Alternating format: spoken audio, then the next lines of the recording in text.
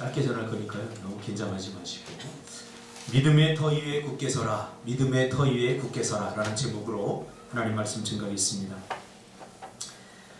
예수님이 이 땅에 인간의 몸을 입고 구원자로서 오셨는데 그 삶을 전적으로 전인격적으로 체험했던 이 사도 바울을 이해하려면 두 가지 관점으로 접근해야 됩니다. 첫째는 사도 바울이 이 땅에서 선교사로서 살았다는 거죠.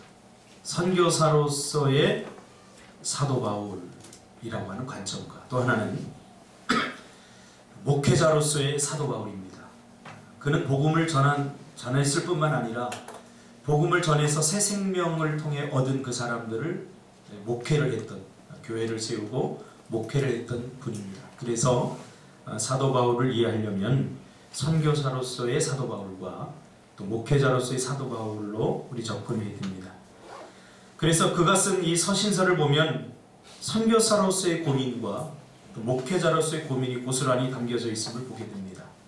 사도 바울이 쓴 서신서를 보면 거의 다 선교사로서의 그 애달픈 고민들과 어떻게 하면 한 생명을 구원할까, 어떻게 하면 한 영혼을 예수님처럼 가슴에 담고 한 영혼을 구원할까 하는 이 간절한 마음이 있었고, 또 하나는 그렇게 복음을 전해서 새 생명을 통해 얻은 그 사람들이 모여있는 이 교회라고 하는 공동체, 이 교회 공동체를 어떻게 하면 성숙하게, 어떻게 하면 하나님의 백성답게 살도록 그렇게 성장시키고 성숙시킬까 하는 이 두 가지 고민이 고스란히 담겨져 있다는 것입니다.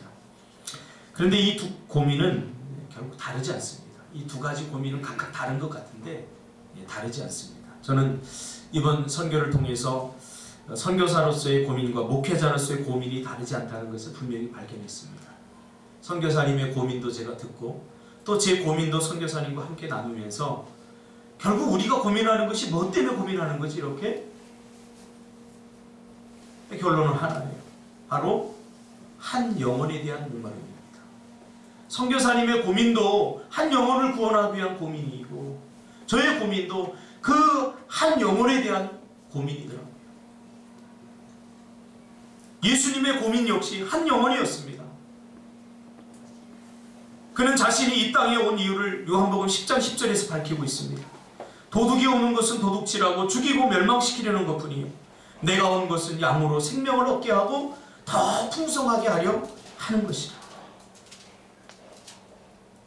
양으로 생명을 얻게 하는 일, 즉 예수 믿고 새 생명을 얻게 하는 일과 그 새 생명을 얻은 양들이 풍성하게 사는 것, 즉 열매 맺는 삶을 살게 하는 것, 이것이 선교사로서의 고민과 목회자로서의 고민인데 결국 이것은 한 영혼에 대한 고민이라는 사실입니다. 이것이 바로 예수님이 이 땅에 오신 목적이요 사도 바울의 목적이요 그리고 이 땅을 살아가는 하나님의 백성으로 부르받은 우리 모두의 고민입니다. 근데 초대교회가 문제가 생깁니다. 새 생명을 얻은 자들이 모여 이룬 예수님의 몸인 교회 안에 새 생명이 없는 자들이 발견되고 새 생명을 얻은 양들이 풍성한 삶을 살지 못한다는 사실입니다. 이것이 선교사로서 목회자로서의 사도 바울을 괴롭히는 것입니다. 물론 겉으로 보면, 인간적으로 보면 이런 것들은 다양한 문제들로 나타납니다. 내가 새 생명이 없어서 그래, 내가 풍성하게 살지 못해서 그래, 이렇게 말하는 사람은 없어요. 이런 흔적들은 다양한 삶의 문제들로 나타납니다. 어떤 것은 관계의 문제, 갈등의 문제, 물질의 문제, 성적인 문제, 이단의 문제, 우리의 다양한 문제, 의지의 나약함의 문제, 이런 것들로 나타나지만 그러나 본질은 하나라는 거예요. 바로 복음의 깨달음의 문제라. 결국 로마 교회나 고린도 교회나 이 골로새 교회나 여러 가지 싸우고 다투고 또 물질 때문에 문제 있고 성적인 문제가 있고 다양한 문제가 있지만 이런 문제를 왜 일으키냐 그 말이에요. 왜 갈등을 일으키고 교회가 건강하지 못하냐 그 말이죠. 결국은 복음의 깨달음의 문제라는 사실입니다. 사도 바울의 서신서를 보면 교회 안에는 복음을 깨달은 자와 그렇지 못한 자로 날카롭게 구분하고 하고 있다는 사실을 우리가 발견하게 됩니다. 사도 바울은 로마서 8장 5절에서 육신을 따르는 자는 육신의 일을, 영을 따르는 자는 영의 일을 생각한다라고 말합니다. 똑같이 교회의 일을 하고 주의 일을 해도 육신을 따르는 자는 육신적 관점에서 그 일을 자꾸 하게 되는 거예요. 그러니까 영의 열매를 맺지 못하는 거예요. 일을 잘하고 못하고가 문제가 아닙니다. 그것이 하나님이 기뻐하느냐 기뻐하지 못하느냐, 열매 맺느냐 못 맺느냐의 문제. 그래서 육신을 따르는 자는 육신의 일을 자꾸 생각합니다. 물질이 없어서 못하는 게 아니라 믿음이 없어서 못하는 거죠. 그리고 영을 따르는 자는 영의 일을 생각한다고 말합니다. 초대교회에서 일어나고 있는 이 다양한 교회 안의 갈등은 결국 교회를 구성하는 성도들의 문제라고 결론을 내리고, 사도 바울은 결국 모든 답은 복음에 있다 하고 결론을 내립니다. 저는 이 복음이란 말이 언제부턴가 좀 별로 이 귀에 달갑게 들리지 않습니다. 왜냐하면 제가 부교육자로 있던 어떤 교회에서 날마다 그 목사님이 복음에 대한 이야기를 하면서 왜 복음을 깨닫지 못하느냐, 복음을 깨달아야 된다 그러면서 성도들을 향해서 비난하고, 마치 이 본인이 하나님인 것처럼 복음을 깨달은 자와 못 깨달은 자를 이렇게 구분하면서 깨닫지 못한 자를 죄인 취급하는 그 상황과 분위기가 저는 너무 싫었어요. 그래서 제 목회에서는 복음이라는 말보다는 믿음이라는 말로 제가 많이 표현을 했어요. 여기에 대한 상처가 있었어요. 그러나 이번 선교를 통해서 이 복음이라는 말을 다시 사용해야 되겠다라는 생각을 하게 되었습니다. 너무 얼마나 좋은 말씀입니다. 성도들 내면에 풀리지 않는 신앙과 믿음의 문제들, 이것의 해답은 결국 복음이라는 거죠. 물질이 없고 다툼이 있고 갈등이 있고 다양한 문제들이 발생합니다. 그래서 관계의 문제가 오면 관계로 풀려고 하고, 물질의 문제는 물질을 풀려고 합니다. 이것이 육신을 따르는 자의 해결 방법입니다. 내가 열심히 하지 못했어, 내가 더 열심히 하려고 그래요. 결단해요. 안 돼요. 안 돼. 해봐도 안 돼요. 우리가 결심 안 해봤습니까? 상진입사 오늘 고백하잖아요. 이제는 결단, 말보다는, 결심보다는 행함으로 보여요.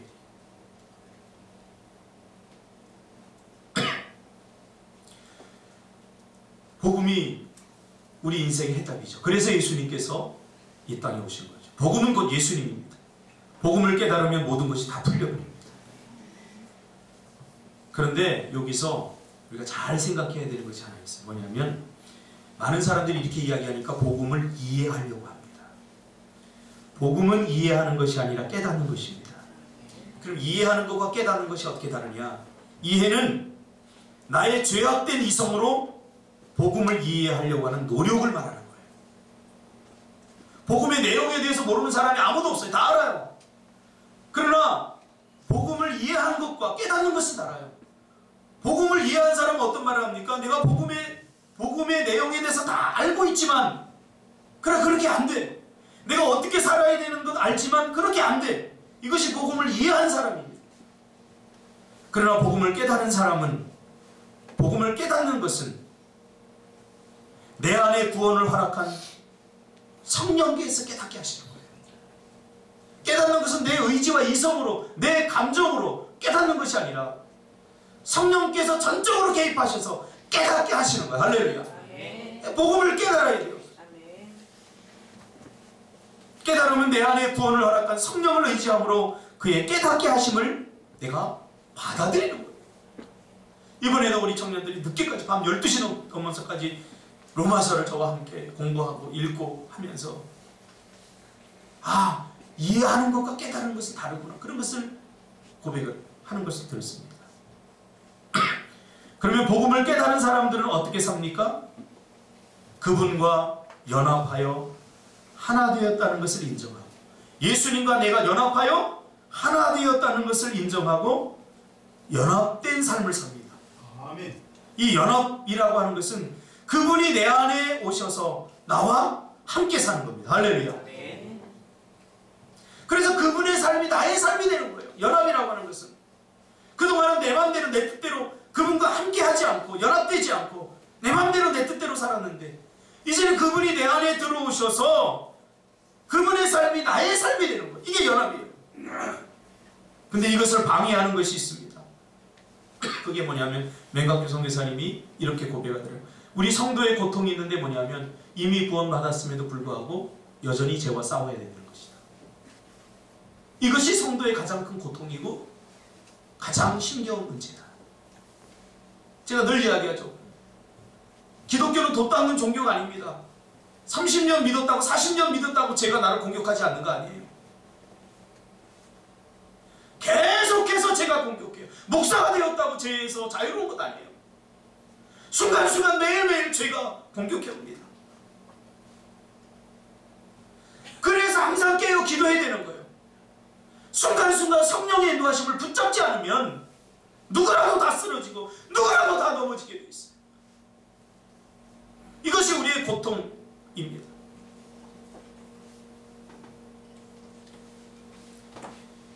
그러므로 성도의 삶은 예수 안에서 이해되어져야 됩니다. 그분의 성육신의 낮아짐, 그분의 삶을 받아들인 사람은, 그분과 연합하고 있는 사람은 예수님이 산 대로 사는 거예요. 쉽게 말하면 예수님의 성육신은 낮아졌기에 나도 낮아지는 거예요. 이게 연합이에요. 이게 연합. 이게 연합된 삶이에요. 난 도저히 낮아질 수 없어요. 예수님은 낮아졌지만 나 같은 사람은 절대 낮아질 수 없어요. 이건 연합된 삶이 아니에요. 여러분 부부가 결혼하면 알잖아요.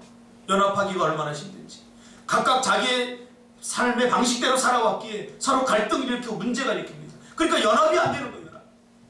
자꾸 자기 주장하고 자기 생각 주장하고. 우리가 예수를 영접하면 예수의 영이 내 안에 성령으로 들어오십니다. 이 연합된 것. 이것은 예수님이 산 대로 나도 산다는 거예요. 그분이 순종한 대로 나도 순종한다는 거예요. 그분이 십자가의 길을 걸었다면 나도 걷는 거예요. 그분이 고난당했다면 나도 고난당하는 거예요. 오늘 한국교회가 기복주의에 물들어서 고난이 마치 죄에 대한 대가인 것처럼 아닙니다. 예수 잘 믿어도 고난이 옵니다. 이게 무슨 고난이에요? 복음 때문에 오는 고난입니다. 할렐루야. 이 복음 때문에 받는 고난은 절대 부끄러운 고난이 아니에요. 우리가 죄짓다 받는 고난, 이것은 부끄럽지만 복음으로 인한 고난, 이건 절대 부끄럽지 않아요. 선교사님이 선교를 하는데 선교사님 가정에 문제가 생겼어요. 큰딸이 우울증이 와버렸어요. 큰딸이 우울증이 와서 죽고 싶다. 그만 살고 싶다. 이게 가능한 일입니까? 선교사님이 주님을 위해서 선교하겠다고 그렇게 갔는데 미얀마에서 고칠 수 없어서 한국에 데리고 와서 그 딸을 할아버지 댁에 놓고 그 강릉에서 이렇게 찾다 보는데 그냥 눈물이 나요. 이게 뭔가? 내가 잘 먹고 잘 살겠다고 미얀마로 간 것도 아니고 내가 주의 그 생명 한 생명을 살리겠다고 미얀마 땅에 갔는데 하나님 나에게 복 주시고 이 앞길을 열어주시긴커녕 사랑하는 그 큰딸이 우울증에 걸려 죽고 싶다고 하니까 살고 싶지 않은 거예요. 그래서 강릉에서 차 타고 오면서 서울까지 오는데 그냥 울면서 눈물을 쫙 촬영하기도 하고 자기 삶이 촬영하더라는 거예요. 복음 때문에 받는 고난입니다. 복음 때문에. 복음이 아니면 받지 않아도 될 고난. 그건 절대 부끄러운 고난이 아닙니다. 우리 선교사님 참 은퇴하셔서 늘 존경해요. 이제 편안한 삶을 살만도 한데 파푸아 뉴기니아로 가신다고 할 때 덜컥 걱정이 나더라고요. 왜? 그곳이 어떤 땅인데? 맹각교 사모님 선교사의 사모님 댕기열에 걸려서 거의 죽을 뻔했대요. 이제 50도 안 되고 저하고 동갑이거든요. 그분이 댕기열에 걸려서 아, 이게 죽는구나 이렇게 생각합니다. 이제 끝이구나. 근데 저 노인분이 그 두 부부가, 우리 선교사님 부부가 그 dengu열에 걸려서 그 외롭게 그 땅에 가서 그 고생했을 생각하니까 가슴이 미오더라고요. 부끄럽지 않죠? 하나님 보시기. 이게 복음 때문에 받는 고난이에요.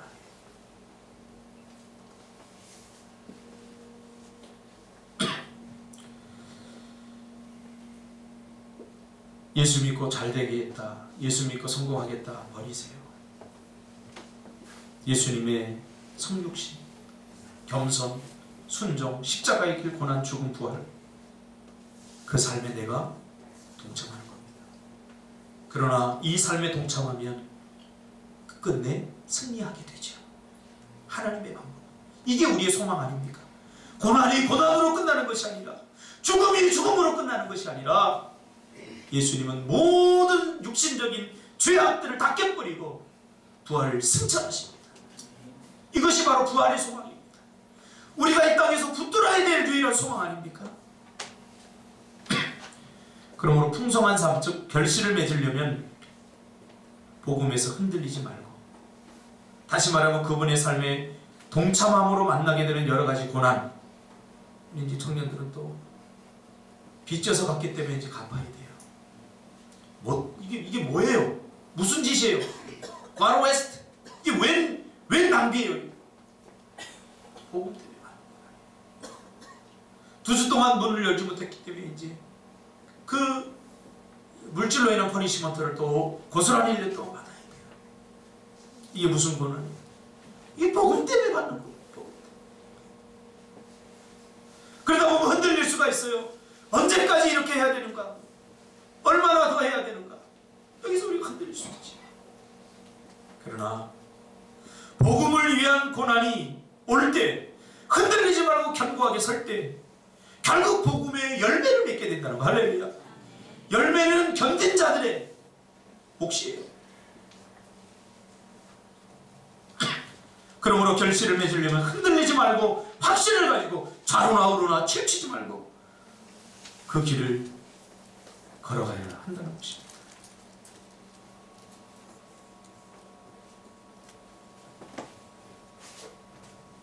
복음을 위한 고난을 두려워하지 마시기 바랍니다. 어제 저는 마치고 상진 입사가 한 기도가 이 가슴에 꽂혀서 이 자기 전에도 계속 생각나는 거예요. 복음을 전하러 갔다. 복음을 듣고 갔다. 맞습니다. 혹여 이 선교가 자기 자랑이 될까봐, 자기 의가 될까봐, 자기 열심이 될까봐 하나님께서 너희들 선교 왜 하니?